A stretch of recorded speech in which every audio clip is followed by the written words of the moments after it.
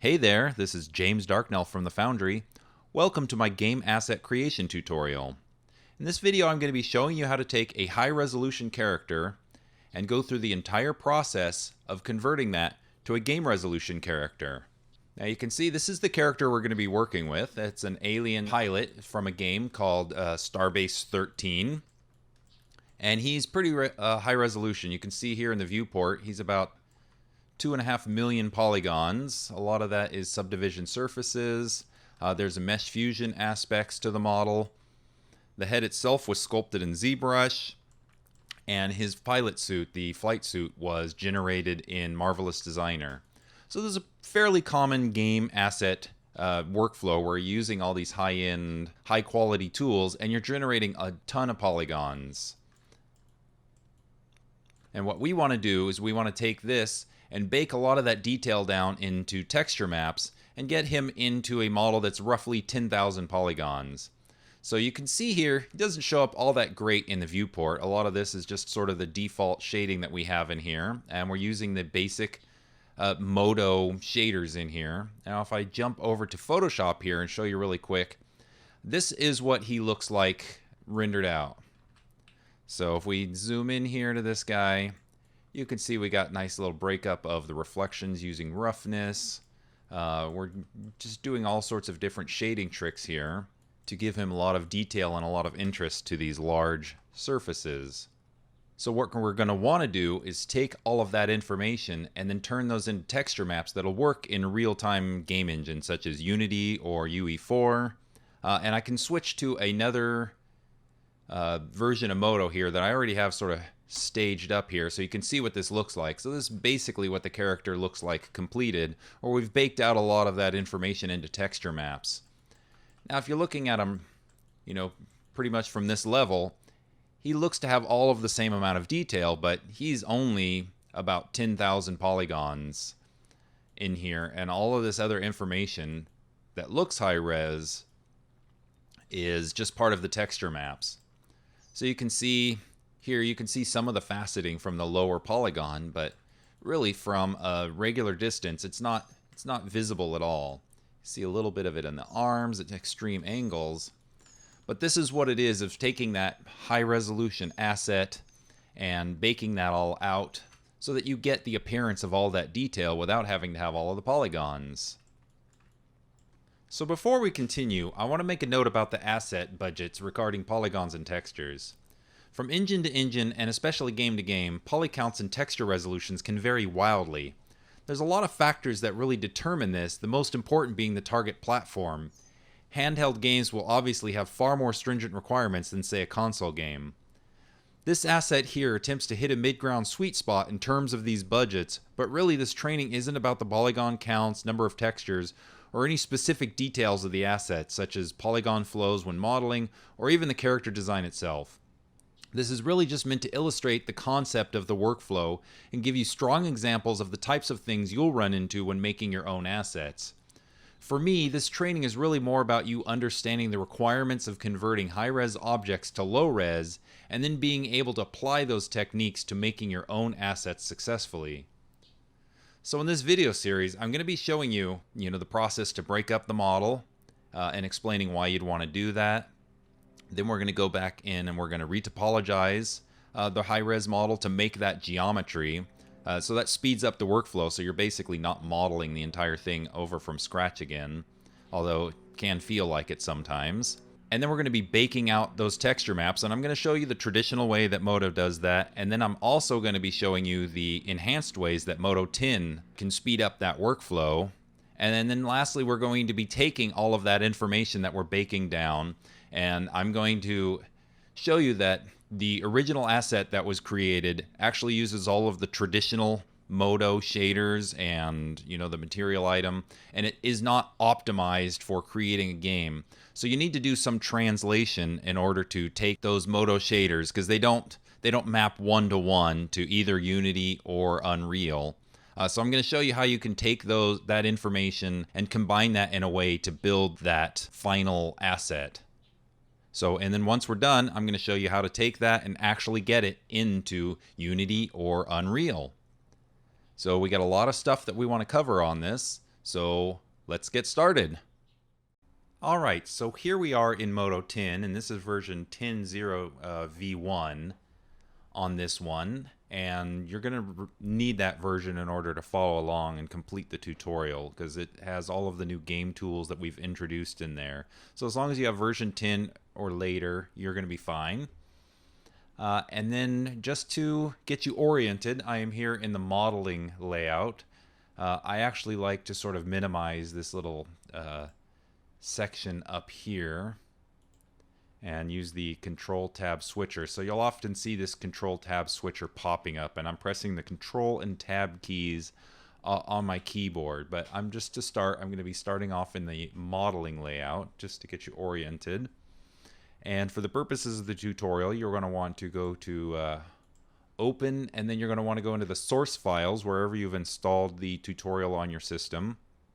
And you're going to want to open the source alien pilot file. Should open up for you, and it'll take a minute or so for that to propagate in your window, generate all the polygons and the textures and what have you. Okay, so there is our model now. So in the pipeline of a typical game, this is the type of asset that would be delivered to, say, an artist. So if you had a sort of a character artist that was focusing on doing high-res stuff, and then you would have another junior artist that would be taking care of creating the game resolution asset and baking out all of the other stuff. So this is what would be delivered, and it's very possible that what is delivered to you would be, would come from someone who doesn't have any, understanding of game asset creation, of game engines and real-time shading. So that is the case on this particular model, and it's set up just to demonstrate what the workflow would be for something like that. I mean, obviously, if someone was really familiar with game shading and this was all shaded out properly, then you would just be doing one-to-one baking. But this is the model that's delivered to us. And the first thing that we want to do is sort of strategize how we're going to go about building this. So one of the things that I like to do when I'm working on something like this is I want to break it up in different layers, so then I'm not constantly having to select things and hide them. You can easily just turn off the boots, turn off the the armor or the head or his little his little dome that he has up here. And also it just makes it easier to be able to hide all this other stuff in the background when you're doing the retopology stuff. So what we're going to do to start out is we're going to break the model into its own layers, then we're going to retopologize it, and then we're going to then we're going to make all of the UV maps that we will be baking to. So I think what I want to do here to make this easier is I'm going to take and make the boots one layer. We're going to make the knee pads themselves one layer, and then I'm going to take all of the flight suit, including his belts and buckles, and make them a layer. And then I think his little pouches that he has around his belt, his little utility belt pouches, will be a layer. Then we're going to do the wrist guards. We'll have the gloves. We'll have his armor. And then I think we're going to do the tubes separately, and then his glass dome and his head. So I think currently there is a draw error in here that if you have bump maps enabled on this stuff, that is why his head is drawing black. So I'll disable those really quickly just so you can see what his face looks like.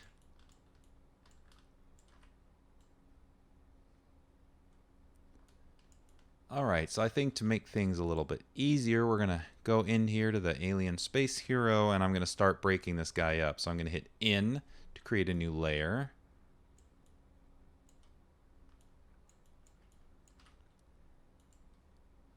Jump back to this layer. And I think to make selection easier, the first thing I'm going to do is double click on his flight suit, and that should select everything connected to that. So this is all continuous surface, so we're going to Control X. Pause for a moment, and we're going to select in our new layer and hit Control V.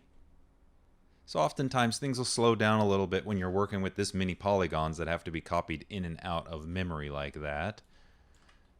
So we're going to keep things organized here and call this flight suit. Now we're going to pop back into here and double click on all of these. And you want to make sure that you're in polygons mode for doing all of this. I mean, it's pretty obvious, I think, but I figured I should at least mention it. So Control X to copy those out. All right, pasted those in there.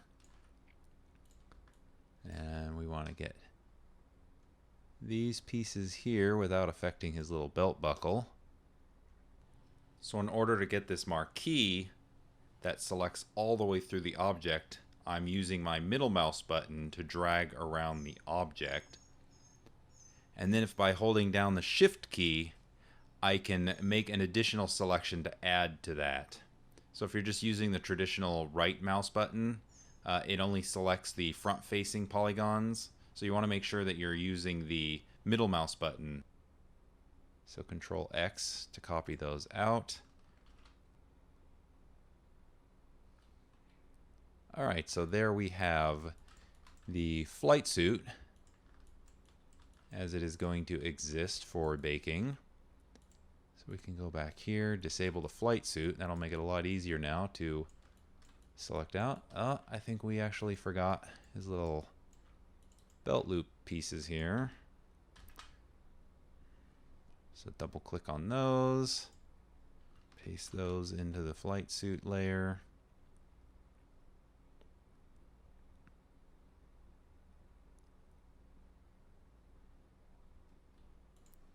All right, so here we are back in here. Now we're going to middle mouse click around these boots and Control X. Press the N key to make a new layer. Control V.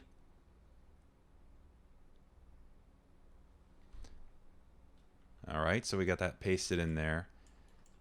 And I think the rest of this is pretty straightforward. You don't need to sit here and watch me copying and pasting all of these individual elements. I'm sure you understand that process now. So I'm going to pause, finish copying all of these into this layer, and then I will be right back to wrap up the preparation portion of the tutorial.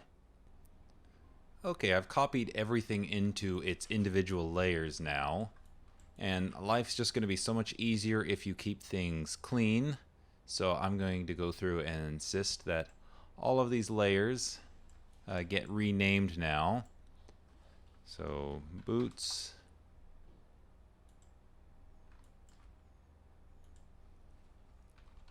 gloves, and to rename these, I'm just selecting the layer and then you click again after just a slight pause, and that brings up the rename in line. So knee pads,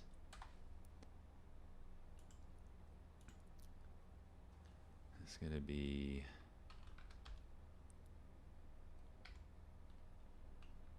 belt pouches,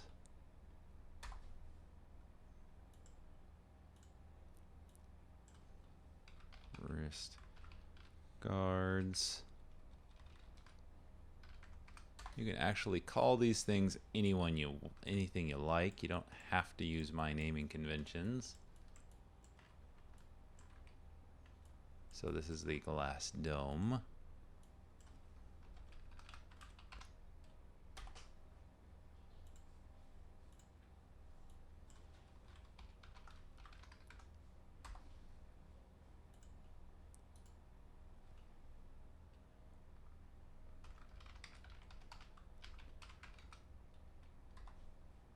So I actually decided here to break apart the breathing tubes and this little valve intake on the back of his helmet here, just because for the chest armor here,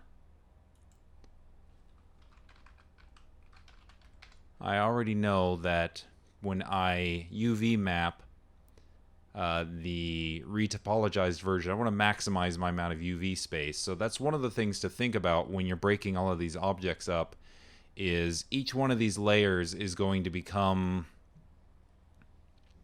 its own UV map and its own UV space for the purposes of baking. So I was just sort of trying to plan ahead on how I'm going to be UV mapping this for the baking later on. So now we've gone through and broken these into their own individual layers. So we have 1, 2, 3, 4, 5, 6, 7, 8, 9, 10. So we basically have 9 layers we're going to be baking out. We're not going to be doing any baking for the glass dome there. So let's go into here and save as.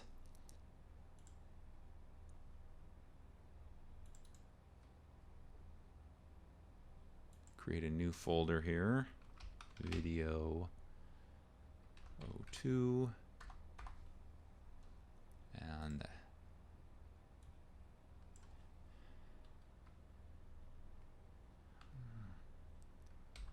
prepped alien